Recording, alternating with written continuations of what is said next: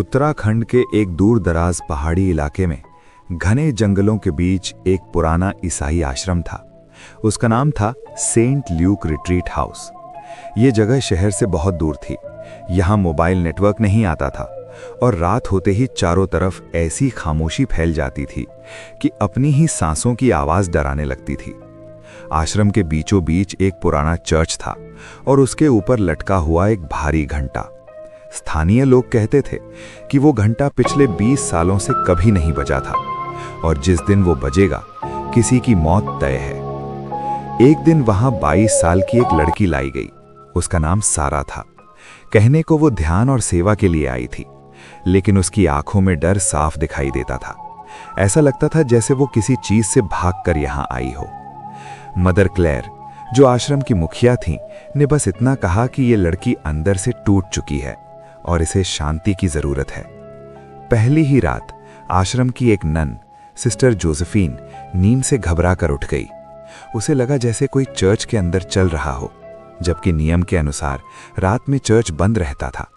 वो डरते डरते दरवाजे की तरफ बढ़ी और उसी पल उसे महसूस हुआ कि ऊपर लटका घंटा हल्का सा कांप रहा है। वो बजा नहीं, लेकिन उसका हिलना ही रूह कंपा देने के लिए काफी था। अगली सुबह सामूहिक प्रार्थना के दौरान सब कुछ सामान्य लग रहा था। तभी सारा ने अचानक अपनी आंखें बंद कर लीं और बुदबुदाने लगी। उसकी आवाज अजीब थी, जैसे एक ही वक्त में कई लोग बोल रहे हों। कभी वो किसी छोटी बच्ची की तरह लगती, तो कभी किसी बूढ़े आदमी की तरह। शब्द लैटिन में थे, जबकि सारा को ये भाषा आती ही नहीं थी। पूरा हॉल सन्नाटे में डूब गया।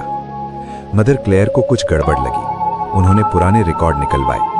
तभी एक सच्चाई सामने आई। 20 साल पहले इसी आश्रम में एक मानसिक रूप से बीमार लड़की लाई गई थी। उसने आरोप लगाया था कि एक फादर उसके साथ गलत करता है, लेकिन उसकी बात को झूठ मान लिया गया।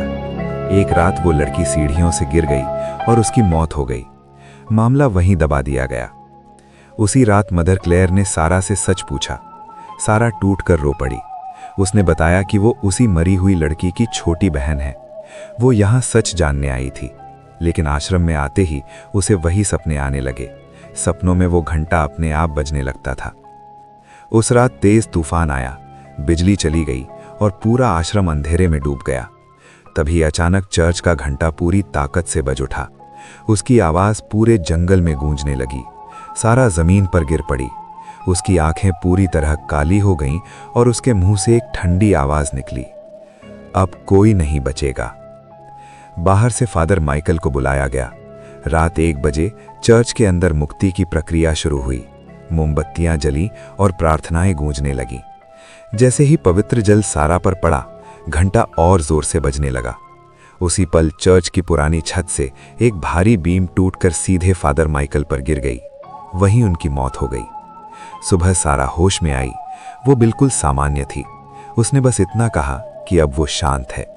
आश्रम को हमेशा के लिए बंद कर दिया गया और वो घंटा उस दिन के बाद फिर कभी नहीं बजा।